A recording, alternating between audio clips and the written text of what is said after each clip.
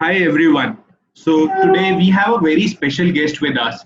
I have Vini Mahajan ma'am, who is Additional Chief Secretary of Investment Promotion, Governance Reform, IT and Industries and Commerce from Government of Punjab. So we'll speak to her about what are the investment opportunities in the state of Punjab, how is industry is doing, and what are the new initiatives taken in governance reform sector. Good afternoon, ma'am. Thank you for joining us in Economic Times Government Division. Good afternoon. It's a pleasure to be with you, Manishji. So, what are some industry initiatives being taken to revive the industry after the lockdown? So, it's been 2 months after the lockdown. What are some measures taken by department?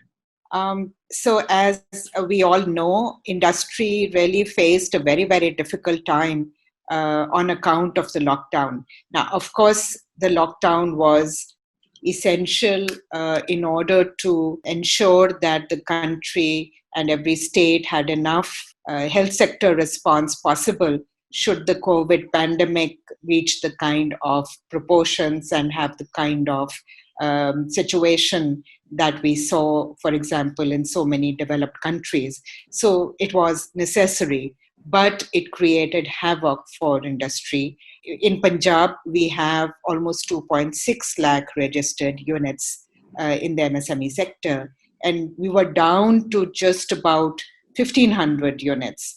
So these were only the essential industry, including pharmaceutical industry, that was permitted to operate at the height of the curfew/lockdown.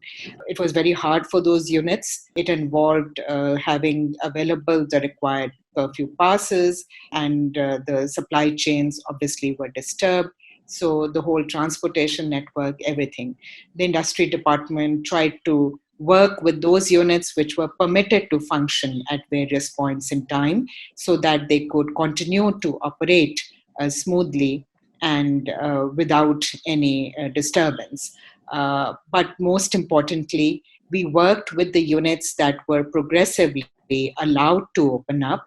As you know, over time, there were permissions given to industries in lockdown 1, 2, 3, 4, etc.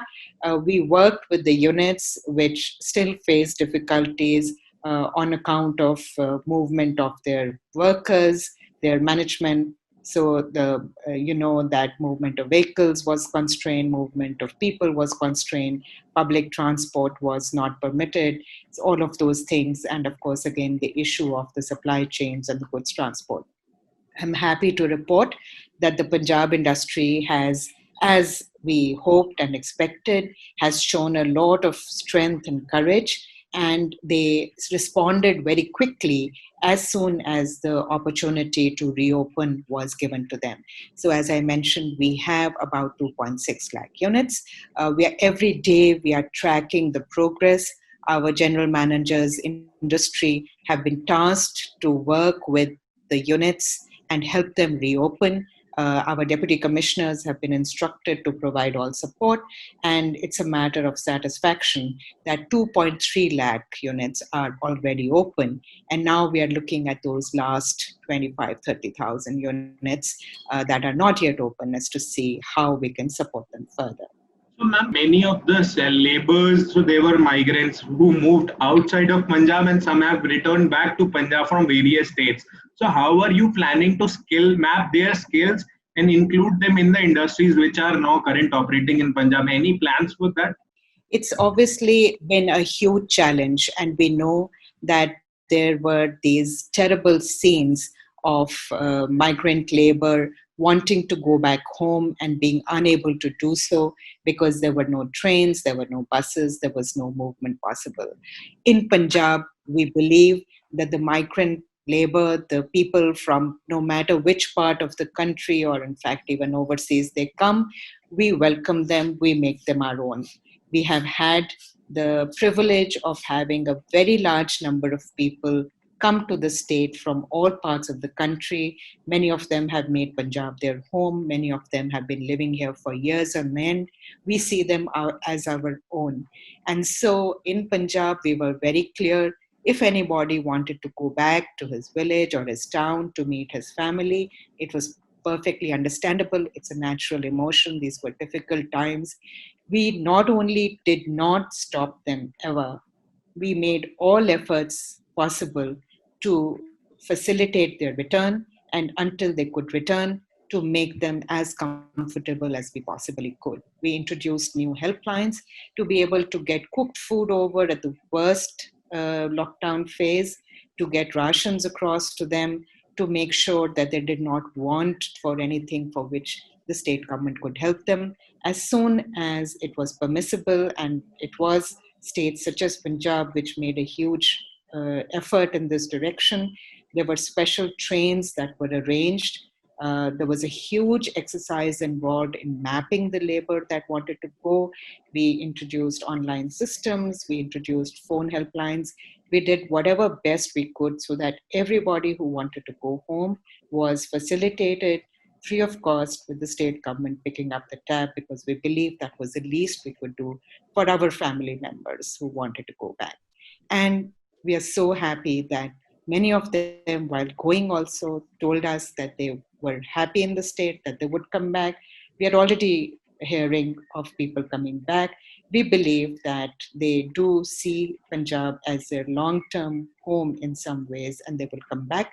There are temporary shortages, there are difficulties that industry is facing currently, but there has been, from industry as well as from government, a huge effort and support. And labor is coming back, labor is reorienting itself, the state is helping, and we see that industry is getting back to better and better capacity utilization as more labor comes back.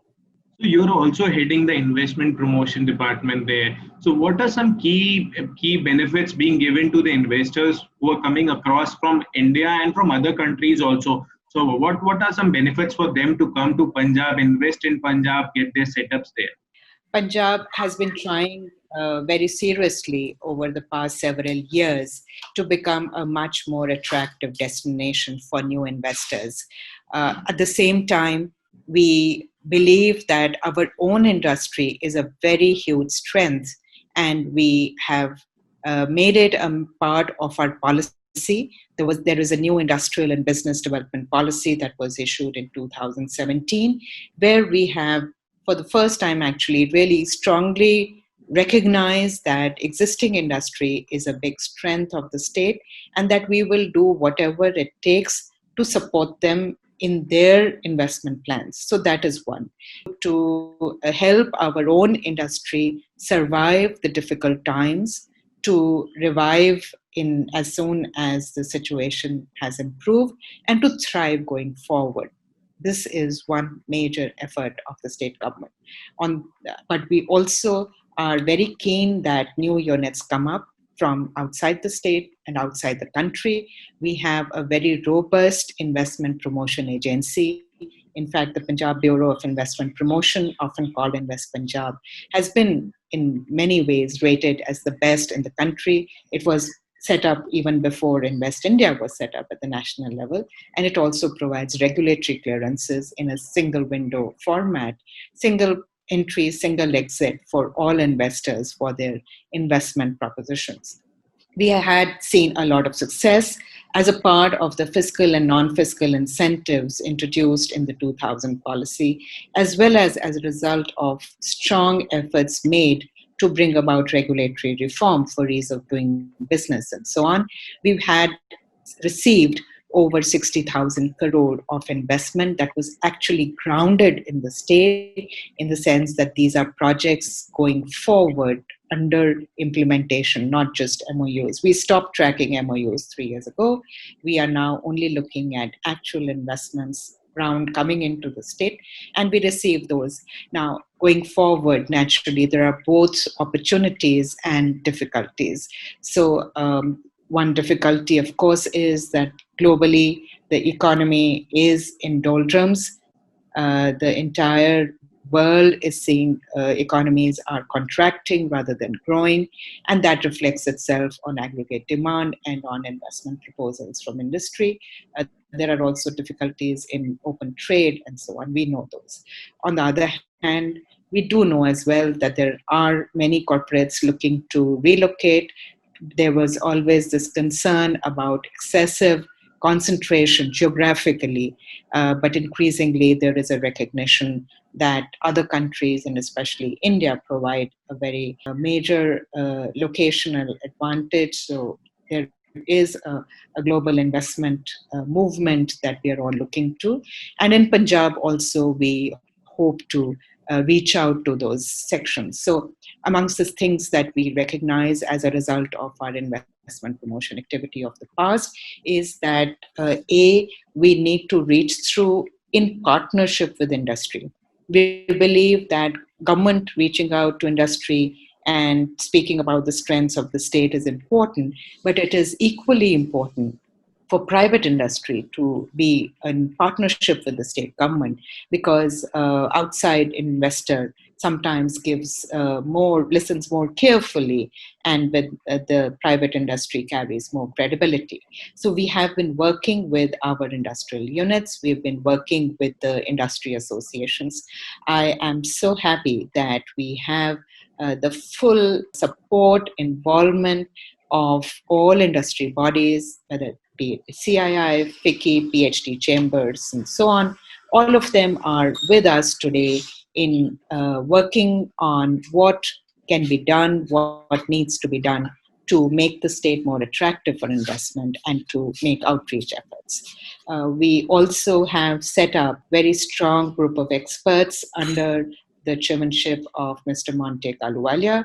That group has a subgroup on industry, again led by industry veterans, including thinkers like Mr. Ravi Venkatesan, the CII chairs of the Northern Region, the PhD chambers chair. There are industry leaders, the MDs India for ITC and for Nestle. There are our own stalwart. There are foreign business and leaders in Mr. Ajay Banga, in Mr. Pramod Bhasin. So this is a group of experts that's working with us on industry, and we intend to work very closely with both small and large industry, with both thinkers and doers, to see what needs to be done and what we can give, how we can make any changes that may be required. We are completely open to making any kind of regulatory change and making any kind of welcome package to bring in the industry. We spoke about industries and investment, and governance is a most important part for a common man as well as industries right now. So what new has been done in terms of governance reforms in the state of Punjab? Any new initiatives? Can you brief some initiatives to us? So one of the things that the COVID pandemic required was to increase digital working in offices. And the Punjab government, fortunately, had taken very strong measures even before this outbreak to strengthen its digital working. So we have the Punjab State E-Governance Society, which in important initiatives last year had built a strong technical team on top of its existing tech strengths.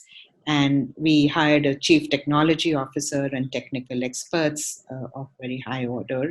And we now have, alongside actual coders and so on, we have a very robust technical team. In addition, we hired governance fellows and elite governance. And thanks to these kind of people being with us, we were able to hold reorientation to government working, especially in times of this pandemic. But first and foremost, we needed to reach out to the people and provide them with guidance and with a mechanism for the health department. So Punjab was the first state in the country to come up with an app. The COVA app proved highly successful.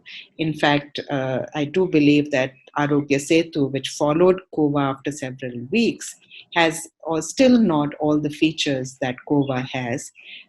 So this became the means by which people could examine what are the government instructions, but more importantly, there were mechanisms for contact tracing, for identifying the contacts of positive cases. So geofencing was done. And as the requirements during the pandemic went on, it got expanded to provide all kinds of services that people needed, from curfew passes to grocery ordering, to you name it, and those features were there. Of course, the primary requirement continued to be to support health intervention. Apart from the COVA app, we very majorly went in for promoting digital working. We had already started e-office in the state. Most administrative departments had already moved to e-office. That proved highly useful. So not just thousands, but lakhs of files could be cleared without requirements of people going to their offices, thanks to e-office. We supported the state in video conferencing. And as you know, almost all meetings initially, and even now many are being done through video conference. So there was a whole range of services and activities which were done through this, including the setting up of call centers, as I mentioned, that supported the poor, including migrant laborers. So in addition to the response to the pandemic, the Governance Reforms Department has been working on business process reengineering in a very big way. As we know, the state government has set up a large number of Seva Kendras. There are over 150 functional in the state, where citizens can go and conveniently apply for various certificates, etc. But at the back end, the processes remain the old processes of the department, and Governance Reforms Department is working with each department that provides those services to see whether there are any inefficiencies that can be removed, whether any delays that can be pared down, so that the most efficient and timely delivery of services is ensured. So BPR is one of the big activities that we are undertaking, providing services through M-Seva, through the mobile, so that those who are savvy can avail of citizen services through their mobiles, supporting other departments in their IT efforts, so on and so forth. So the whole effort is to make government as convenient for the citizen to access their information, their any certificates or any other services that they need from the government, and within the government to make its work more efficient, seamless, and to promote interoperability. By way of example, government has large data sets, but the old system of maintaining data, often in physical form, or if it is in digital form, then those are not forms in which the data can, as we call it, talk to each other. So we are working on a very massive exercise, and we hope to become the leading state in the country on having improved data systems, having a data policy where each department is able to maintain its data in the most robust manner, providing for security issues, privacy issues, and databases which can talk to each other. So having those APIs and linkages. So for example, a citizen having once got his birth certificate, and if his parents' names are known to the government, and if, for example, it is known that the parent is from, let us say, a scheduled caste, why should that child again have to go running around for that certificate? It should be his entitlement to get that certificate automatically. That certificate should then be available in the DigiLocker so that he can access it as required. And in fact, every institution, for example, if he goes to admission, should be able to simply get that record. And the child or his parents should not need to run around providing copies or arranging certificates. So these are some of the ambitions to which we are working to make government working seamless and citizen-friendly. Ma'am, just two more questions. One is, so Punjab is known for the opportunities for startups. I have read about so many startups coming from the state of Punjab. What are some, so we have been into the 2 months of lockdown. Are there any plans to revive or to support the startups in the state? Anything you are planning? And specifically technology startups?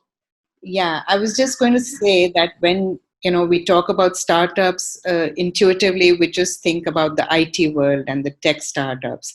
But one interesting kind of startup, I would call it a startup, is what the textile industry of Punjab achieved in terms of its successful efforts to begin manufacturing of personal protection equipment. Now, we all know that these gowns, PPE as they're called, are essentially required by all healthcare and other workers who are dealing with COVID positive cases. We also know that India was importing PPE, and when this outbreak actually happened, there was a huge concern on how will we protect our doctors and all our health workers and other frontline workers in the absence of huge imports of PPE. And I remember that when we first started discussing that this is actually a technical textile product and we have a strong textile industry, we got into obviously a video conference discussion with the textile industry, and we said, are any of you making PPEs? None of them had, even thought about it or heard about it. Many of them were working on cotton. They were not working on technical textiles at all. It was on the 26th of March that our very first unit, JCT Phagwada, said, we have a sample. 2 days before that, they said, we believe that they had been exporting PPE earlier, but they didn't have the certification and not for COVID. And then we got in touch with the textile ministry and all ministries relevant in Government of India. At the height of lockdown, we realized that we needed the sample to reach the only lab which was empowered to give a certification for PPE was in Coimbatore. A special flight was arranged. The sample reached Delhi in a special police vehicle. Everything was closed, and that flight reached Coimbatore. And frankly, we were so tense until we learned that that sample passed. That was our very first PPE manufacturer. We had sent the sample of two firms. One passed, the other did not. But typical to the industry of the state, other one also did not give up. They figured out what had gone wrong. They sorted out the issues, got some new equipment needed for the seamless bonding. And before you know it, unit after unit in Ludhiana particularly had come forward and said, we've made a sample. Can you send our sample for testing? To the extent that there was a time when the labs were facing this huge queue because there were so many manufacturers. And today we have over 100 manufacturers of PPE in Punjab certified by the national labs to make PPE. This, I believe, is what a startup is all about. This is where you understand the market, you determine that there is an opportunity, you figure out how to respond to that demand. It involves new equipment, new technology, new understanding of processes, including accreditation processes, and you succeed.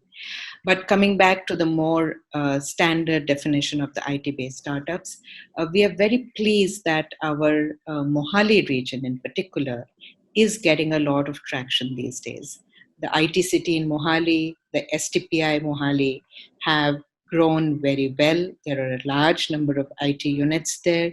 There are a large number of startups there in various sectors, and including agri-tech, by the way. And we are looking at supporting through an innovation hub. We have set up an incubator there. Neuron has come up very well in collaboration with the Ministry of IT and Government of India, and of course the state government, on AI, big data, those kind of startups. We are looking to promote agri-tech startup going much further. There are some that have done us so proud, winning international awards and so on. And we believe that there is a lot of scope. We saw a huge response during our startup yatras, during our various TICON and other events.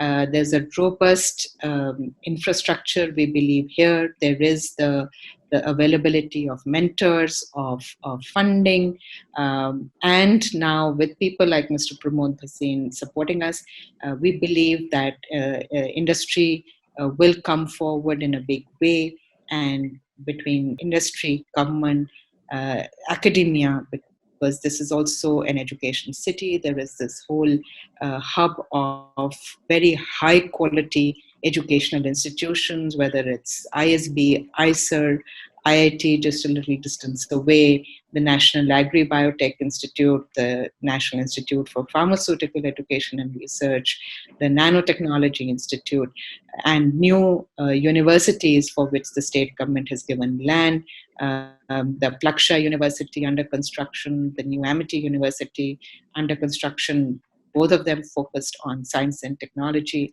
So we believe that we have the ecosystem, we have the youngsters with the entrepreneurial spirit, and we believe that going forward, there's going to be a lot of action here, and we're looking forward to that action. Great. The case study about that PP kit it is remarkable. I had never thought this would happen, but this is a great case study that needs to be promoted well in the country.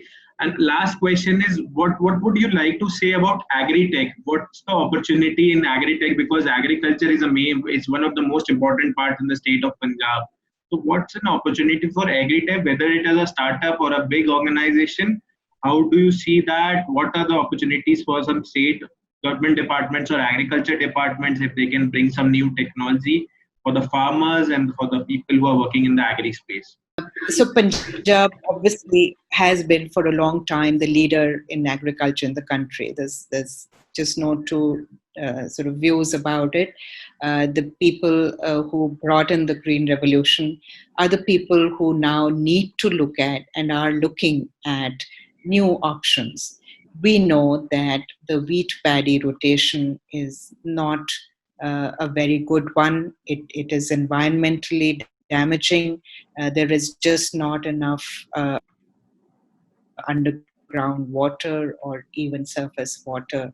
And we need, therefore, to move to new crops and diversify into other value-added agriculture, including horticulture, floriculture, and so on. And there we need to make sure that we bring in the best of the understanding of agroclimatic requirements, what crops are best suited, in which areas of the state, what kind of seeds, what kind of agricultural practices, how do we ensure that the farmer on the ground gets the best kind of advice. We are fortunate in having PAU, we are fortunate in having a very strong group of agricultural scientists and farmers who are no less than scientists because they understand the ground issues so well. And we believe that there's a lot of scope now for bringing in new technologies as well. So it's time that we brought in IoT and other things. So there are experiments around how can you assess the requirements of fertilizers, fertigation using drip irrigation, the requirements of insecticides, pesticides, etc., to be minimized using the responses of the crop received through IoT and other such mechanisms. How do we use drones? There's a huge, huge opportunity there. We believe we have the dynamism in our agricultural sector. Our farmers are always willing to try new things. We believe we have the academic backup through the universities, etc.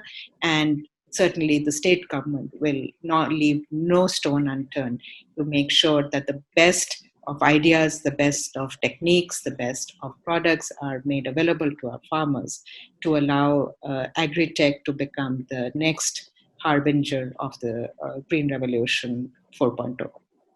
Thank you so much. It was a great pleasure talking to you, ma'am. It was a great pleasure and learning for everyone who listens to our video. Thank you so much, ma'am. My pleasure.